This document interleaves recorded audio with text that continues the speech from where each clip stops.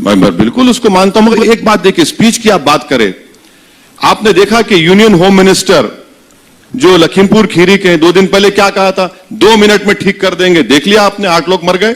अब चलाइए, बोलिए आप क्या बोलेंगे उसके बारे में। हरियाणा के सीएम कहते हैं उठाओ लट, 1.5 महीने में नेता बन जाओगे। अरे ये वायलेंस कर रहे हैं ना ये लोग, ये बोलते हैं यूनियन मिनिस्टर और उसके बाद वायलेंस होता है 30 घंटे के अंदर। इसका जिम्मेदार कौन है? 8 लोग मर गए लखीमपुर में, 4 किसान मर गए, दूसरे बेचारा एक रिपोर्टर मर गया, आपका जर्नलिस्ट एक मर गया। क्यों मरा? बोल उन्हें स्पीच दिया, स्पीच देकर कहा कि 2 मिनट उन्होंने ठीक कर देंगे। क्या ठीक किया आपने, बताइए ना। रूलिंग पार्टी रहे कि आप ठीक करेंगे?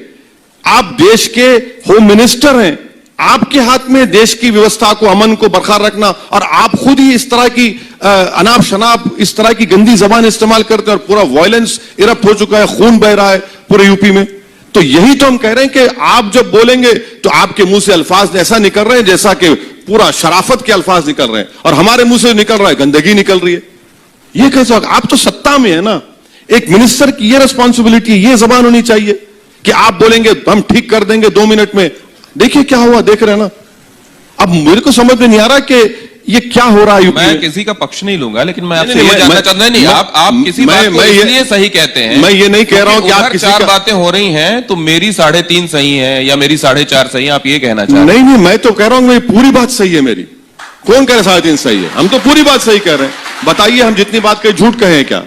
अगर झूठ है तो चला दीजिए, दोबारा हम कल सुबह। मतलब आप इसको कंपैरिजन में ही रखना चाहते हैं कि उनका देख लीजिए उन्होंने क्या कहा था और मैंने नहीं, बिल्कुल। वहां क्या कह रहा है कॉन्स्टिट्यूशन और हमने क्या कहा? देखिए, जब आप साध्वी प्रज्ञा को टिकट दे सकते हैं, जब आपके पास 37% एमएलए के ऊपर क्रिमिनल केसेस है, आपके उनको टिकट दे सकते हैं। एक सवाल जरूर मेरे को बार बार प्रॉम्प्ट किया जा रहा है, तो मैं आपसे जानना चाहता हूं। जरूर पूछिए कि बाद के सिनेरियो में या उसके पहले, मान लीजिए आपका कोई गठबंधन बन जाता है ऐसा, और उसमें अखिलेश का चेहरा सामने लेकर चलते हैं लोग, या बाद के सिनेरियो में आपको लगता है कि हम सब कोई साथ में मिलकर कोई ऐसी स्थिति बना सकते हैं जिसमें गवर्नमेंट बन सकती है, तो आप साथ में आ जाएंगे?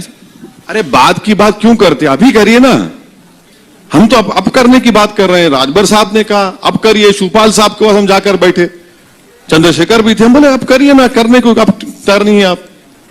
बाद में कुछ मामला बिगड़ गया तो वो पोजीशन भी नहीं रहेगी ना। जब नहीं, तो अगर उनकी तरफ से ये कहा जाता है कि देखिए 38 सीटों पे लड़े थे, 37 पे जमानत जब्त, अब 100 पे कह रहे हैं, अब हम हमारे साथ आएंगे तो फिर हमारी टर्म्स पे कुछ बात करनी पड़ेगी इनको।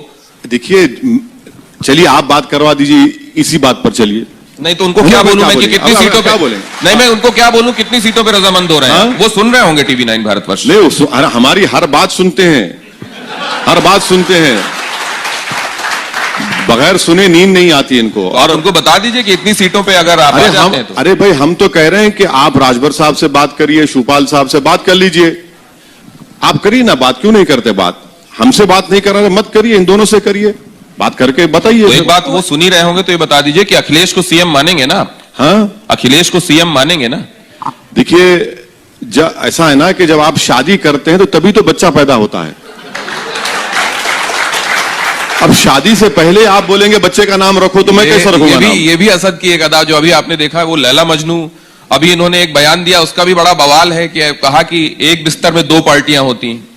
उन्होंने कहा कि मियां किसी और पार्टी में होता है, बीवी किसी और पार्टी। आप हमारी बात सुनिए। हम नानपारा गए, वहां की विधायक बीजेपी की है मैडम, हस्बैंड है अखिलेश के साथ।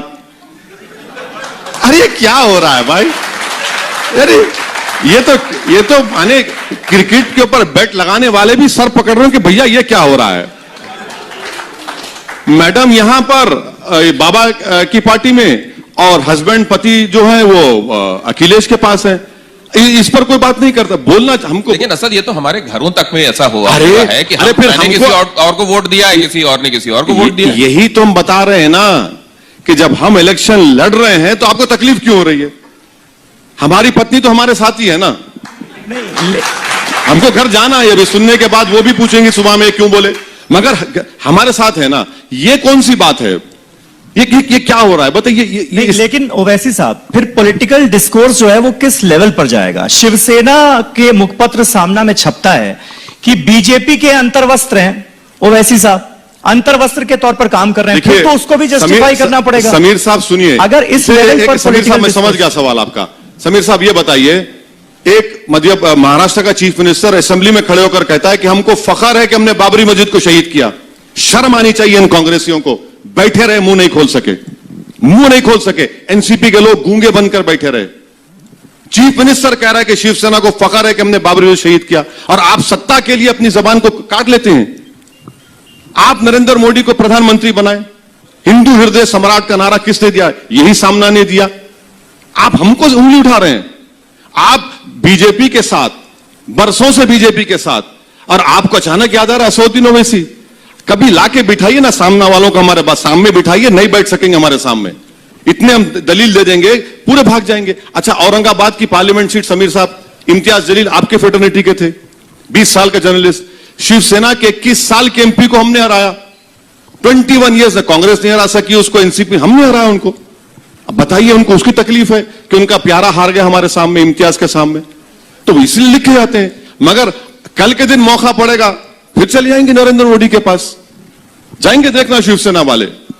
ओवैसी साहब, जैसे आप ये कहते हैं कि मुसलमानों को मुसलमान लीडर चाहिए, उनको अपनी क़यादत चुननी चाहिए और उनको अपना रिप्रेजेंटेशन चुनना चाहिए, क्या उसी सोच के तहत आप ये कहते हैं कि हस्बैंड और वाइफ अलग अलग पॉलिटिकल सोच नहीं रख सकते और अलग अलग पॉलिटिकल पार्टी में नहीं रह सकते? एक ही पॉलिटिकल पार्टी एक परिवार में होनी चाहिए? बिल्कुल नहीं है, नहीं, मैं तो कह रहा हूं कि बिल्कुल हर एक को इंडिविजुअल राइट है। मगर जब आप हम पर उंगली उठाते हैं तो मेरा काम यह है कि मैं इनको अपोज कर रहा हूं। अगर आप मेरी क्रेडिबिलिटी और इंटीग्रिटी की बात कर रहे हैं तो हम पूछ रहे हैं कि भाई बीजेपी की ये क्या क्रेडिबिलिटी है कि नरेंद्र मोदी के साथ एक उनका विधायक है और उनके पति जो है सपा में चले जाते हैं। तो घर में अगर एक नहीं है तो फिर आप बाहर क्या सेवा करेंगे? हम तो ये एक्सपोज कर रहे हैं लोगों को। आपका इख्तियार है, मगर मुझे भी इख्तियार है कि इनकी हिपोक्रेसी को एक्सपोज करने का। इस बार सिनेरियो क्या चेंज होने वाला है? नहीं, देखिए, पहला इलेक्शन जहां जहां हम लड़ते हैं हारते हैं, दूसरा इलेक्शन जीतते हैं। बिहार में हमने हारा, अब बिहार में हमारे 5 जीते। अब उत्तर प्रदेश में यकीनन हम पहली मर्तबा जब लड़े हमारे में बहुत कमजोरियां थी, ऑर्गेनाइजेशन संगठन नहीं था, मगर 5 साल में मैं क्रेडिट दूंगा हमारी पूरी एमआईएम की टीम को, जो बड़ी मेहनत की, बड़ी जुस्तजू की। आज एक हमारा एक संगठन खड़ा हुआ है, हमारा ऑर्गेनाइजेशन कम से कम 50 से 55 डिस्ट्रिक्ट्स में है, और लोगों में आज एमआईएम से एक पॉजिटिव रिस्पांस आ रहा है धरातल पर। तो हमको यकीन है कि अब के बार बहुत अच्छा परफॉर्मेंस होगा। बिहार में भी ऐसी था, पहली मर्तबा हम लड़े 6 सीट, 5 पे जमानत जब्त हुई, 5 साल बाद लड़े तो हम 5 जीत गए। ओवैसी साहब, पहली बार आप हार जाते हैं, आप कह रहे हैं, दूसरी बार आप जीतते हैं और जितना जीतते हैं उससे ज्यादा खेल बिगाड़ देते हैं, तो क्या ऐसा यूपी में भी होगा? ऐसा कहा जाता है। एक मिनट, अगर आप टीवी9 भारत शुरू करें, क्यों शुरू करें? खेल बिगाड़ने के लिए शुरू किए।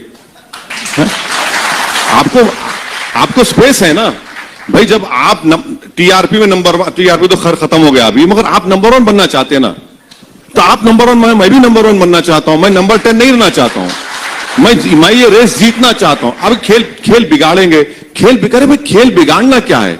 मैं अपना हिस्सा चाहता हूं। आप अच्छा चलिए अलायंस करा दीजिए, आप, हम करने तैयार है, सपा से बीएसपी से करा दीजिए अलायंस। अच्छा, जब आप ये कहते हैं कि हम तैयार हैं, तो क्यों सामने से लोग उतना वेलकमिंग नहीं है आपके लिए? आप कहते हैं हम तैयार हैं, हम बात करने के लिए तैयार हैं, तो ये समाजवादी पार्टी है, बाकी तमाम दल क्यों नहीं बात करते हैं? क्या वजह क्या है? अब उनको पूछिए आप। आपको क्या लगता है? नहीं, मुझे नहीं मालूम, मैं तो तैयार हूं। मैं तो कह रहा हूं कि अगर आपको बात करना है बात करिए, और उनको डर लगा रहता है। क्या डर लगा रहता है मुझे नहीं मालूम। हम तो ये कह रहे हैं कि इनको समझना चाहिए कि ये चुनाव में अगर आपकी टाई हो गई तो याद रखिए फिर आप दूर दूर तक गुमनामी में चले जाएंगे। हम तो उनके अच्छे के लिए कह रहे हैं, आप समझ जाइए इन बातों को, क्योंकि हम तो यकीनन मैं कह रहा हूं कि अब की बार हम दरार डालेंगे, ब्रीच करेंगे पॉलिटिकल, ये जो इनका सो कॉल्ड वोट बैंक है, हम बराबर उसमें